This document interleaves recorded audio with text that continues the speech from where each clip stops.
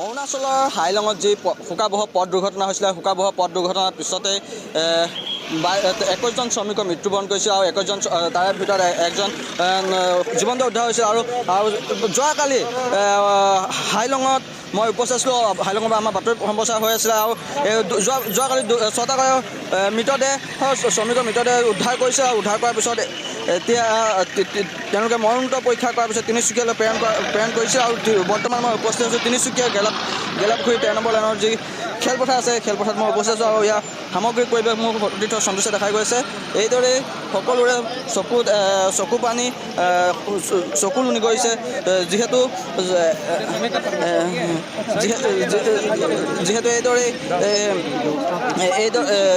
এইদৰে তেওঁলোকে শোকত ভাঙি পৰিছে মৰ্মান্তিক ঘটনা বুলি ক'ব লাগিব আৰু ইয়াত অসমৰ মুখ্যমন্ত্ৰী হিমন্ত বিশ্ব শৰ্মাৰ নেতৃত্বত অৰুণাচললৈ ৰাওনা হৈছিল মন্ত্ৰী বিমল বৰাৰ লগতে তিনিচুকীয়া সমষ্টিৰ বিধায়ক সঞ্জয় কিষাণ তালৈ ৰাওনা হৈছিল আৰু ৰাওনা প্ৰত্যক্ষদৰ্শী হৈছিল আৰু এইদৰে 6খনকৈ এম্বুলেঞ্চে তেওঁলোকক লৈ অনা হৈছে তিনিচুকীয়ালৈ লৈ অনা হৈছে আমি দেখাবলৈ চেষ্টা কৰিম তিনিচুকীয়াৰ সামগ্ৰিক পৰিৱেশ দেখাবলৈ চেষ্টা কৰিছোঁ যিহেতু এইদৰে সকলোৰে চকু পানী নিগৰিছে ইয়াত মন্ত্ৰী বিমল বৰা আহিছে মন্ত্ৰী বিমল বৰাৰ লগত ওচৰত আমি সাক্ষাৎ কৰিবলৈ যাবলৈ চেষ্টা কৰিম এইদৰে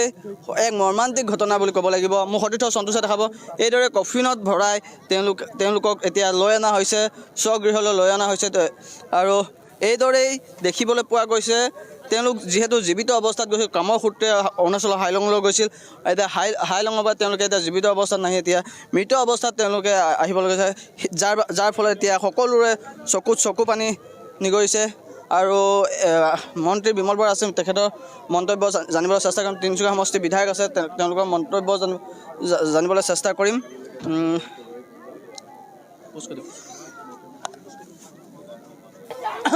হয় এইদৰে অবৰ্ণনীয় পৰিৱেশে বিৰাজ কৰিছে আমি পোনে মন্ত্ৰীৰ কাষলৈ যাব চাইছোঁ বিমল বৰা আছে কাৰণ অতি দুৰ্গম বহুত ভিতৰত গৈছে মানে নৰ্মেলি ইমান ভিতৰলৈ এখন ডাম্পাৰত যোৱাটো ভাল সম্ভৱ কথাই নাছিল কাৰণ হাইলং বুলি এডোখৰ জেগা আছে সেই জেগাডোখৰৰ পৰাও আৰু প্ৰায় 40 কিলোমিটাৰমান ভিতৰলৈ আৰু সেইটো কমপ্লিটলি ছিংগুল ৰোড ৰাস্তাটো বেয়া অৱশ্যে অলপ পকাও আছে যিডোখৰ ঠাইত সংঘটিত হৈছে দুৰ্ঘটনাটো 90 ডিগ্ৰী এটা শ্বাৰ্প টাৰ্ণ আছে আৰু সেই শ্বাৰ্প টাৰ্ণটো 10 মিটাৰমান গৈ আকৌ ৰাইট টাৰ্ণ 90 ডিগ্ৰী গতিকে সোঁহাতে পাহাৰ বাওঁহাতে দ খাৱৈ গতিকে মই ভাবোঁ যে গাড়ীখন টাৰ্ণ লৈয়ে হয়তো পিছফালৰ চকাটোৱে টানি লৈ গুচি গ'লে কাৰণ একদম বালিচহীয়া মাটি টানি লৈ গুচি গ'ল তললৈ ইমিডিয়েট আপুনি চকুৰে 200মান ফুটলৈকে দেখিব পাৰি কিন্তু 200ৰ তলত আৰু 400 ফুট 500 ফুট চকুৰে দেখিব নোৱাৰি গছ বনেৰে আৱৰা গতিকে তাৰ মাজৰ পৰা উদ্ধাৰ কৰাটো এটা যথেষ্ট কষ্টসাধ্য কথা হৈছে তথাপিও কুঁৱলী বহুত বেছি নাই কিন্তু হাবি তলত বহুত হাবি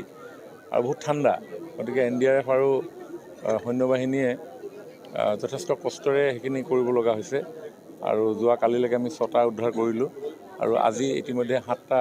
উদ্ধাৰ কৰিবলৈ সক্ষম হৈছোঁ আৰু অলপ দেৰি পিছত হয়তো অপাৰেশ্যন বন্ধ হৈ যাব কাৰণ 4মান বজাত আন্ধাৰ হৈ যায়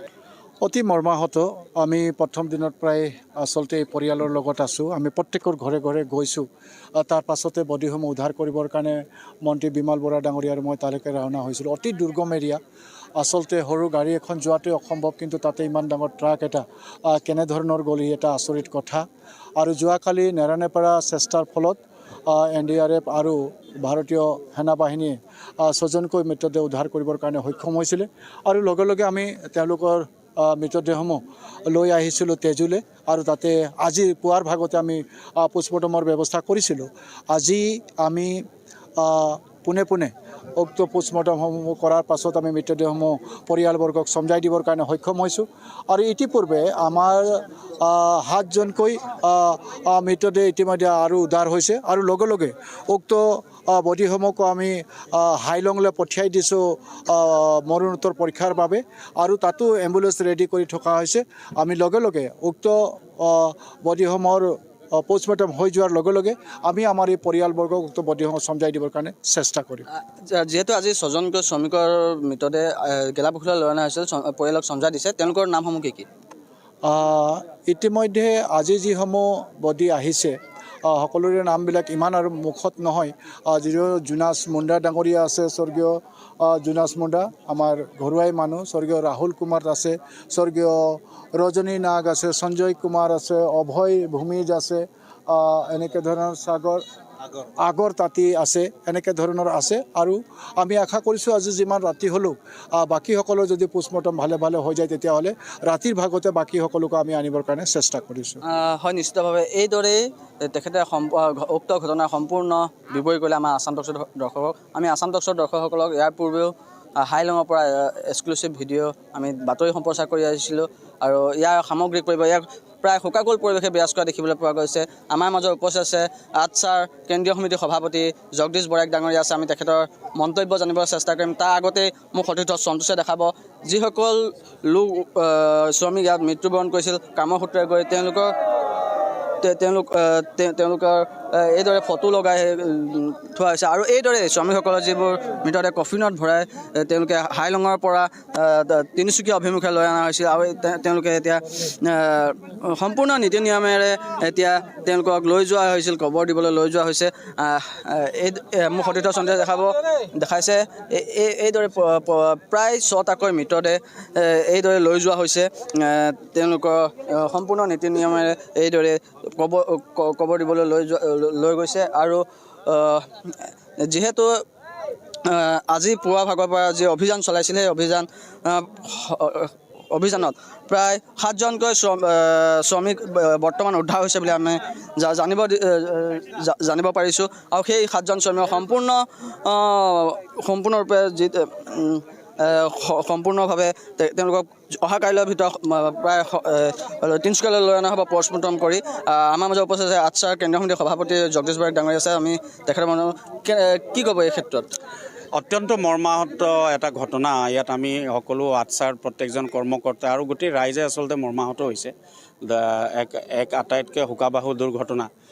নিজৰ জীৱন জীৱিকা কৰিবৰ কাৰণে যিসকলে ওলাই গৈছে দুৰ্গম এটা অঞ্চলত তেখেতলোকে মৃত্যুবৰণ কৰিবলগীয়া হৈছে। আজি কেইবাদিন ধৰাৰ পাছত আজি NDRF আৰু